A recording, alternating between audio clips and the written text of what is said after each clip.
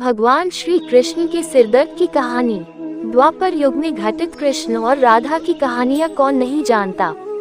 उस वक्त देवताओं में ये चर्चा थी कि राधा ही भगवान कृष्ण की सबसे बड़ी भक्त है, पर इस बात से एक व्यक्ति सहमत नहीं थे और वह थे नारद मुनि। वो अपने आप को ही भगवान कृष्ण का सबसे बड़ा भक्त मानते थे, पर देवताओं में राधा रानी के विषय में चर्चा सुनकर उन्हें जलन महसूस होने लगी थी। नारद मुनि के स्वभाव से भगवान कृष्ण भी अच्छी तरह अवगत थे। एक दिन नारद मुनि कृष्ण भगवान से मिलने द्वारिकापुरी गए थे। उन्हें आता देख भगवान श्री कृष्ण अपना सिर पकड़कर बैठे गए। मुनिवर ने उन्हें देखते ही पूछा, क्या हुआ प्रभु, आप यूं सिर पकड़कर क्यों बैठे हैं? उस पर द्वारिकाधीश ने उत्तर दिया, मुनिवर आज हमें सिर में बहुत पीड़ा हो रही है। नारद बोले, तो प्रभु इस पीड़ा को मिटने का क्या कोई उपाय है?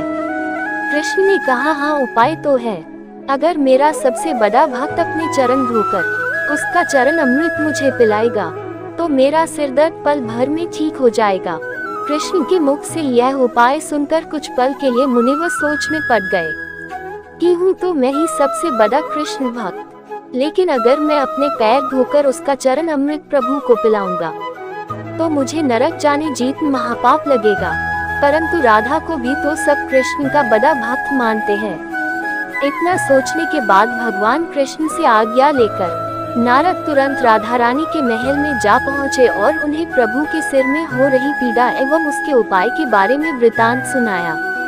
वो सुनकर राधा रानी ने एक क्षण का भी विलंब न करते हुए अपने चरण धोकर उसका अमृत एक कटोरी में नारद मुनि के हाथ में लाकर दिया और कहा, मुनिवर मैं नहीं जानती कि मैं भगवान कृष्ण की कितनी बड़ी भक्त हूँ, पर मैं अपने ईश्वर आराध्य को पीड़ा में नहीं देख सकती। राधा के मुख से वह सच्चे भक्ति भाव के शब्द सुनकर नारद मुनि की आंखें खुल गई और वह समझ गए कि राधा रानी ही कृष्ण की सबसे बड़ी भक्त है और प्रभु श्री कृष्ण ने ये लीला